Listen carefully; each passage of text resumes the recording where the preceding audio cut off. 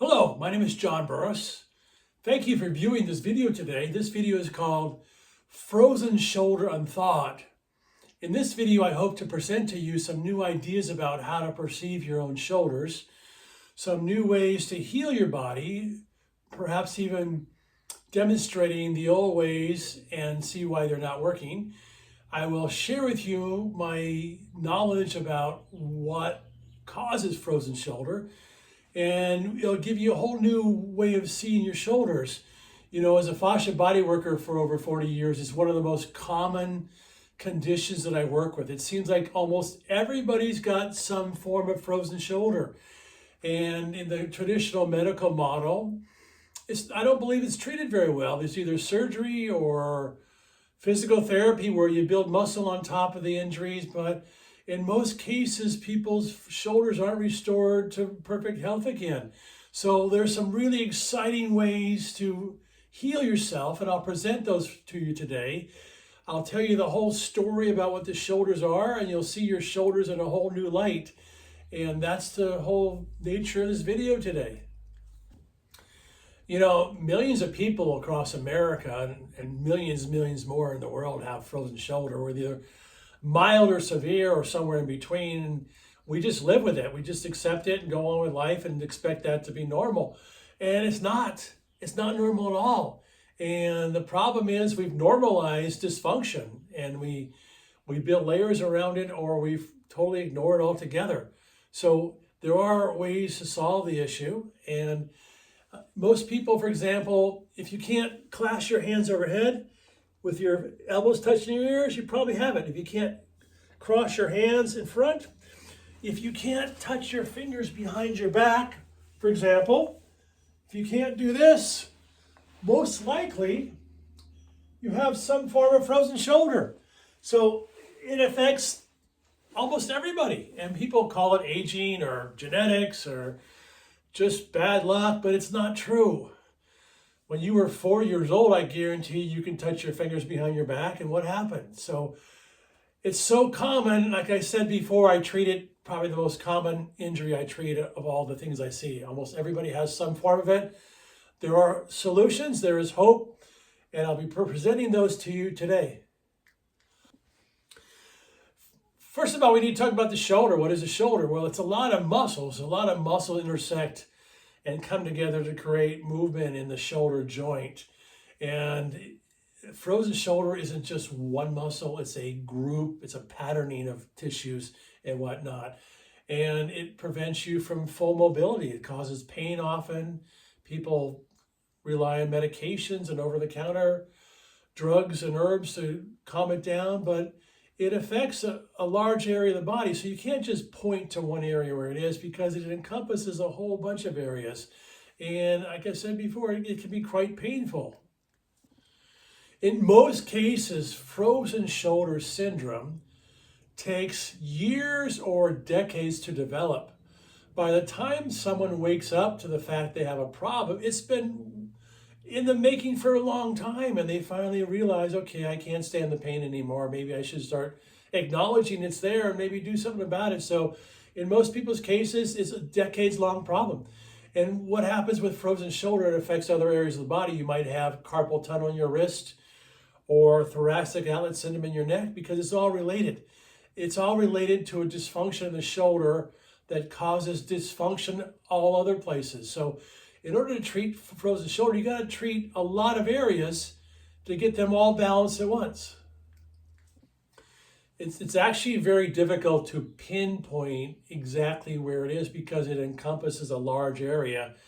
And it basically, there's lots of imbalances going on that all have to be corrected. So when I work with frozen shoulder, it's looking at a broad area rather than a specific area. You know, in the classic medical terminology, there's a 400-year-old belief that still practices called mechanism, where if you got a pain in your knee, it must be coming from your knee. In most cases, that's not true at all. It could be coming from your foot, your ankle, your shin. So we have to step out of the mechanism bubble and look at a broader picture of the shoulder, what the function of the shoulder actually is, and look at the whole body holistically rather than mechanistically, where we can look at a broader spectrum of things going on. When most people envision the shoulders, they see this. They see the shoulders separated from the body, like some distant appendage. Most people, when they walk, they don't move their arms or shoulders. When they lift weights, basically, and harden and tighten their shoulders. And when they swim from their hands and not from their whole back. So this is the view of most people, that they see the shoulders as separate entities. When I envision shoulder issues and frozen shoulder, I look at it at a much broader spectrum, a holistic spectrum. You've got to look at a larger area to see what's going on. The frozen shoulder might be coming from the back, it might be coming from the front, it might be coming from your neck. There's all kinds of areas that are involved here. You can't just put a pinpoint marker someplace just because you feel pain there. You've got to look at the entire area that's much broader than where the scientific mechanistic model actually operates. And here's a classic view of the mechanistic scientific medical model, where we have a bunch of muscles crisscrossing here and there. So in the scientific culture, they just look at the muscle tissue and go, okay, it's that muscle there. And they try to bring either blood flow or circulation or other devices to use to try to release the muscle or build harder muscle around that area. I don't agree with this model, but this is how the scientific mechanistic model works. So what I see happening is we're dealing with a very old, tired anatomy model, that it's the bone, skeleton, muscle model. And then sure, we have bones and we have muscles and tendons and whatnot, but we have more than that. And it limits us in what we can understand about our own human body. And that model creates this separation. All the parts are separate. And if one part hurts, you just treat that one part. And that's the model I don't agree with, because I found it limits us altogether. So I've created something called New Anatomy, where I share with you different ideas about the body is not just a bunch of separate parts, it's all interconnected. Because what we're practicing and teaching now, even in medical school, is called old anatomy. That's 400, 800, 1,000 years old. And it's not working, but most people haven't awakened to the fact that it's not working, that we're more than just a bunch of separate parts. And here's a picture of the shoulder itself. You see all the different muscles, and they're all basically the muscle skeletal anatomy system. It's very well defined. You can see all the muscles, and you see how they're attached to the bones and whatnot. And it shows you all these separate parts. And while this is wonderful for maybe a kindergartner, this is not really how the body works, but this is what we're taught. We're taught to see muscles separate. So there's a whole nother way to see the body. So one of the ways I see the body is all connected, and it's connected to the fascia system. So fascia would be like saran wrap, and it wraps through everything, it connects everything together. So in this particular case, it wrapped through your neck and your shoulders and your back and your front. It's all connected through the fascia network. So if you got a tug coming on down here, it might be causing a pain here, or if you got a dysfunction up in your neck, it might show up here, because it's all connected.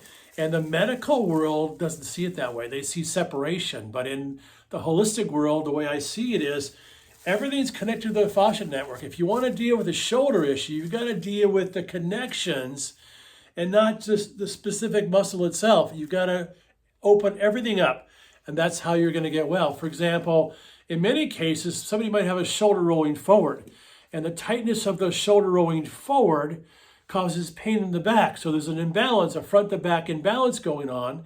So in order to cure the pain in the back, you've got to release the tightness in the front so your shoulder remains balanced and goes back where it's supposed to be. So most medical professionals don't necessarily see it that way, but that's how you want to balance the body, by balancing the fascia tissue that goes through everything. So when I first observe a new client, I ask them their level of pain and their level of rotation, their movement and whatnot, and we can assess how long it's been there. After palpation, we can decide how long it's been there, how hard the tissues are, how fused together. Because what happens is the fascia tissue will fuse together over time, and it glues together. And it's hard to get it out because it's literally become beef jerky. your healthy muscle tissues become beef jerky because the fascia surrounding everything is dried out and glued together. So we just have to unwrap things and unwind things. And there's also emotions sometimes stored in body parts in the fascia and the muscles. So frequently I'll have a client who starts tearing up and sobbing when we work on the shoulder, as a memory might be stored in there and whatnot. So you have to unwind the layers of tissue that are glued together. You can't keep building muscle on top of them. Analogy I like to use is the tissues in the body are like a paper towel. We're layers and tubes of tissue. And this might be your injury here, this black mark in your shoulder. So you can't put muscle on top of that to cure it. You have to unlayer it, peel away the layers. And that's what things like yoga and fascia bodywork do. You have to peel away the layers to get that trauma out, because it's glued together and it may go several layers deep. It might not just be on the outside. So as the body's made up of layers and tubes, you have to unlayer things to discover where the trauma is. And it might be a 40, 50-year-old issue that has to be dug out. And the layers have to be peeled and managed and healed in order for the shoulder to become back to life again.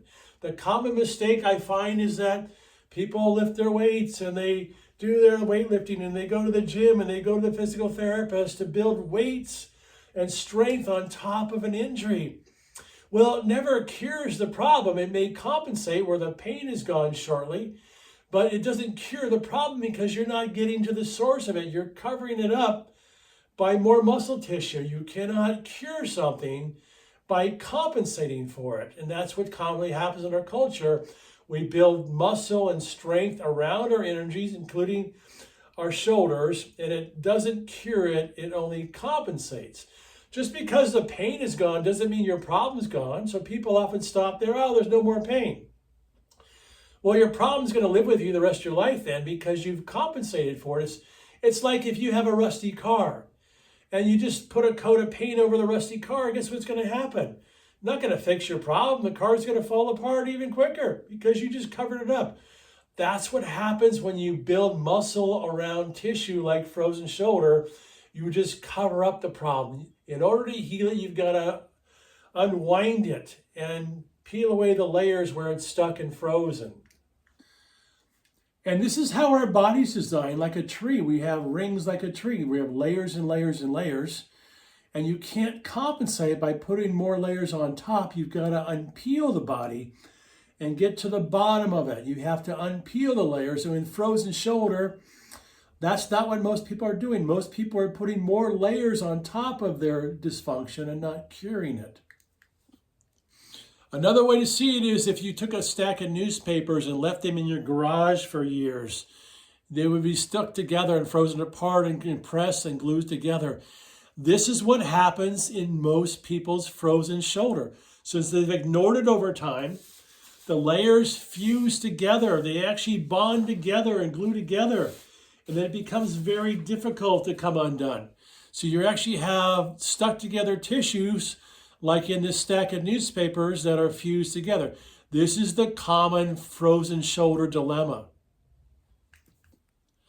So let's talk about first the common cause of the frozen shoulder before we give you the solutions.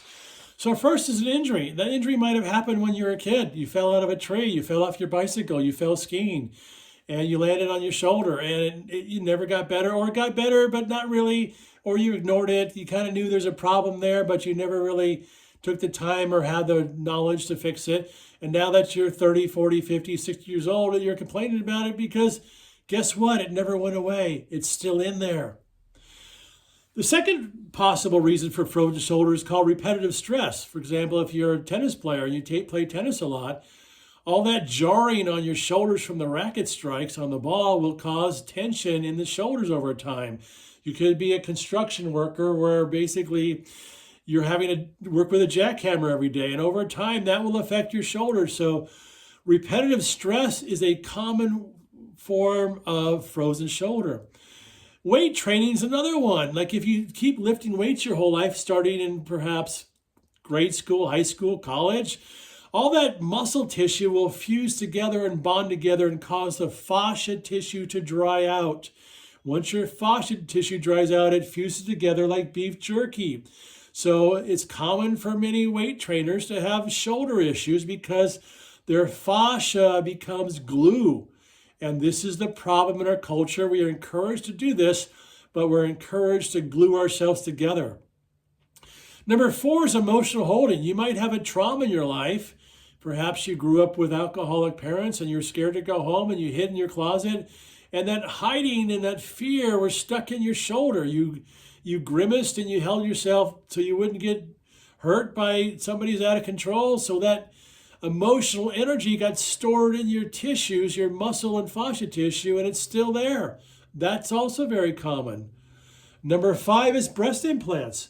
When women place breast implants underneath their pectoralis muscles, it tightens everything and rolls the shoulders forward.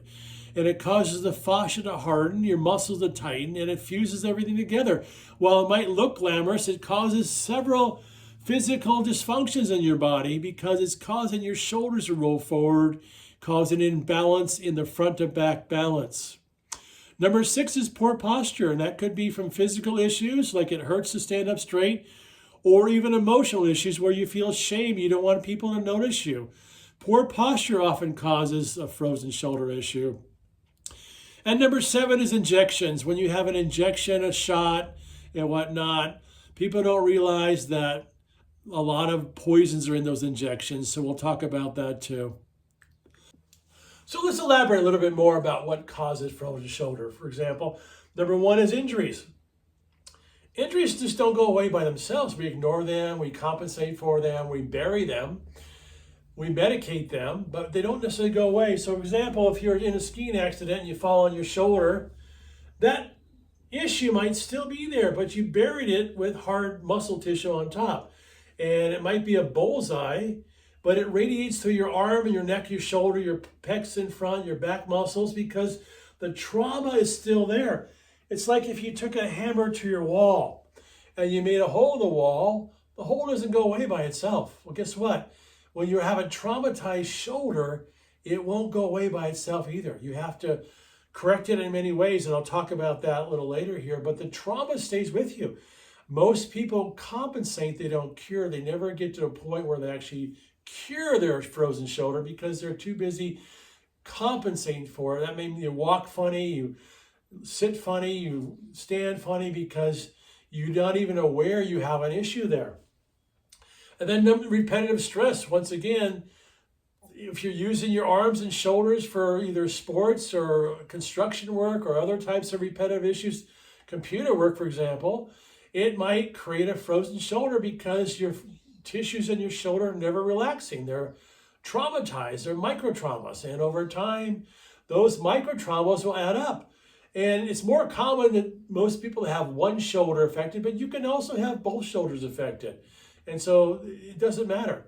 But microtraumas called repetitive stress will also live in your body over time. Weight training, when you spend your life lifting weights, building strength, you're fusing yourself together. You're rounding your shoulders, you're tightening your neck, you're fusing. Now that's what culture wants. It wants us to be hard body. But a hard body is not a healthy body. It's a fused together, glued together, dried out beef jerky body. And over time, you're going to have shoulder issues for many people because the weight training shortens, tightens, and hardens you. And that's what happens. Then we have emotional holding. Once again, I talked about the alcoholic family. Anything could happen. It could be a school incident. It could be a sports incident, a parenting, a teacher.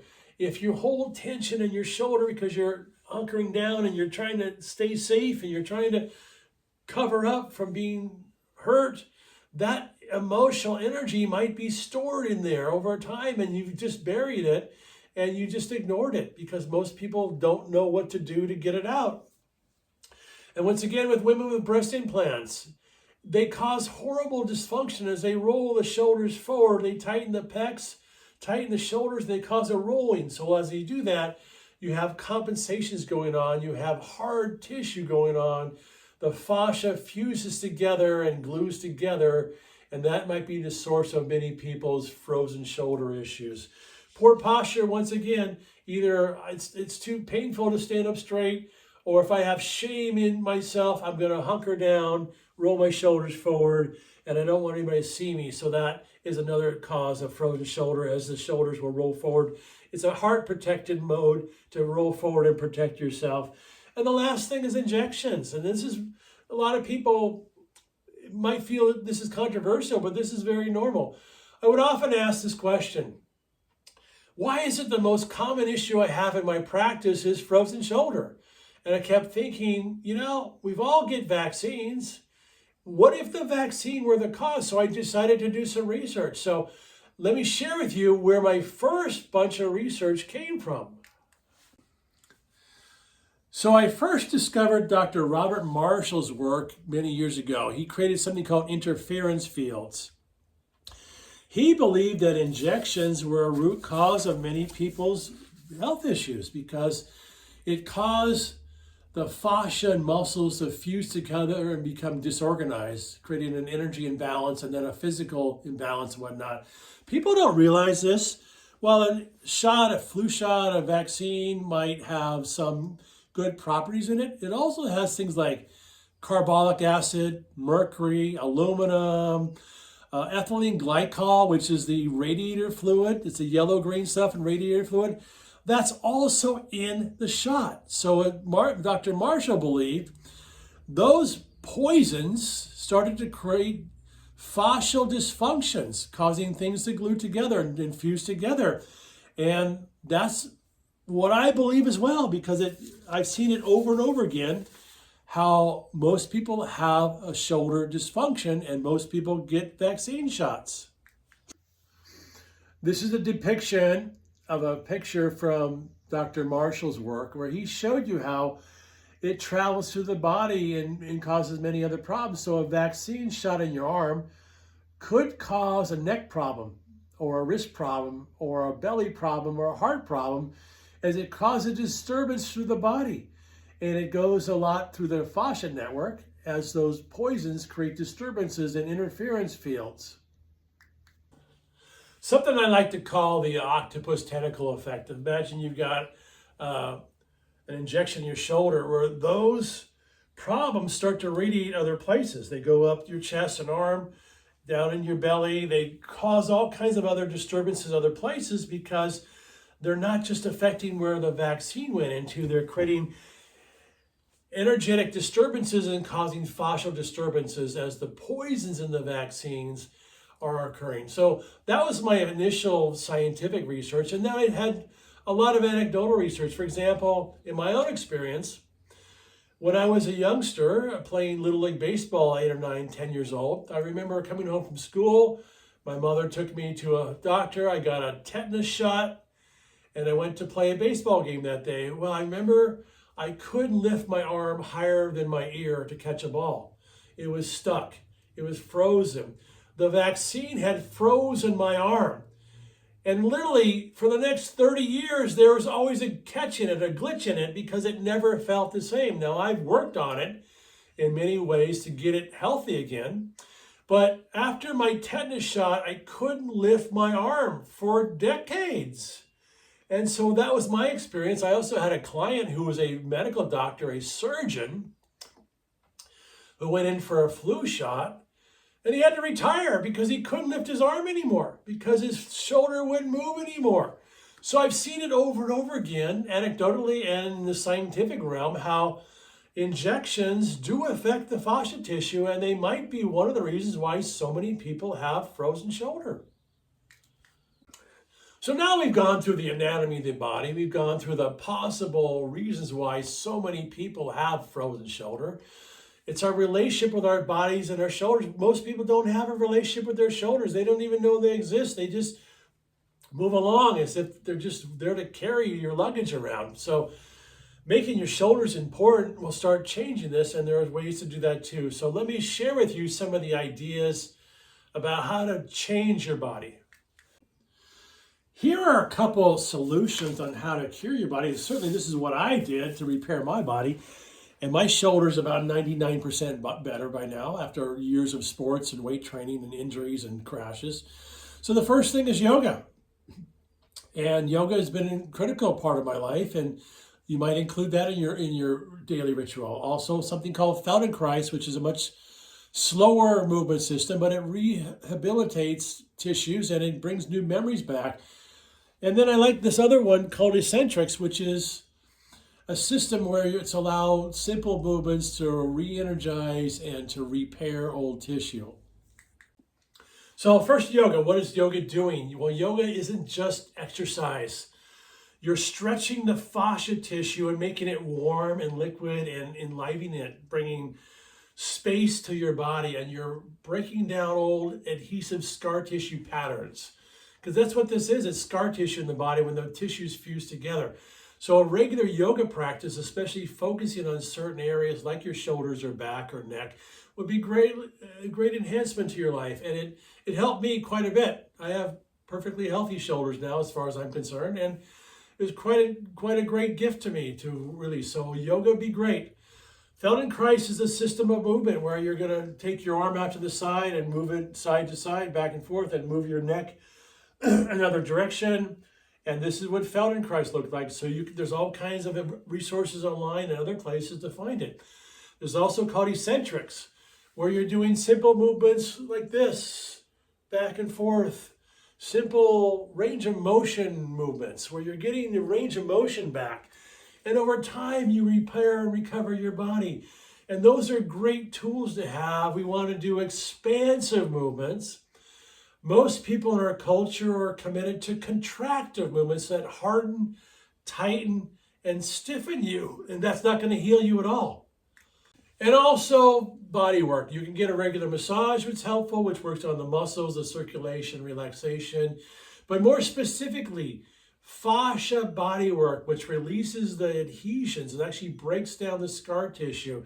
Remember that if you've had this injury for years or decades, it's going to be pretty fused together, and you have to unlayer it like I showed you in the paper towel so that you can bring life back to it and unlayer it and make the tissues healthy again. So fascia body work is a wonderful tool to enhance your body and do that. Now, it does take time. It's not a magic pill. You don't fix this overnight. It's a system of unraveling, unwinding, and bringing yourself to a place where you've got a toolbox full of tools that help you out. Not just one tool, but many tools. So there you have it.